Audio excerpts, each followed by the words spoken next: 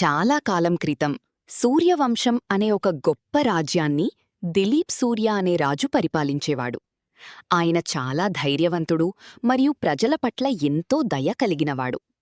ఆయన తమ్ముడు అర్జున్ సూర్య కూడా గొప్ప వీరుడే, కాని ఆయన చాలా మితభాషి మరియు అంతర్ముఖుడు, ఇంట్రోవర్ట్. అన్న అంటే అర్జున్కు ఎంతో గౌరవం. వీరిద్దరి ఐక్యత వల్ల ఆ రాజ్యంలో ప్రజలందరూ ఎంతో సుఖసంతోషాలతో ఉండేవారు.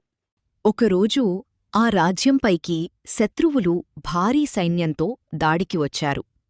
ఆ క్లిష్ట సమయంలో అర్జున్ తన తెలివితేటలతో ఒక అద్భుతమైన యుద్ధవ్యూహాన్ని రచించాడు. తన అన్నయ్య దిలీప్ ముందుండి శత్రువులను ధైర్యంగా ఎదుర్కోవాలని తాను కుండలచాటు నుండి సైన్యాన్ని నడిపిస్తూ శత్రువులను చుట్టుముడతానని చెప్పాడు. అన్నదమ్ములిద్దరూ కలసి యుద్ధభూమిలోకి దూకారు.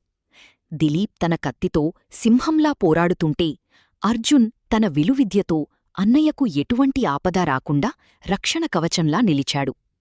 చివరికి దిలీప్ పరాక్రమం మరియు అర్జున్ వ్యూహరచన వల్ల శత్రువులు ఓడిపోయి భయంతో పారిపోయారు. విజయం సాధించి కోటకు తిరిగివచ్చిన సోదరులకు ప్రజలు ఘనస్వాగతం పలికారు.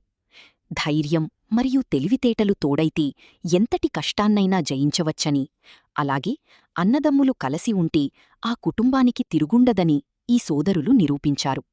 ఆనాటి నుండి సూర్యవంశం పేరు మారుమోగిపోయింది.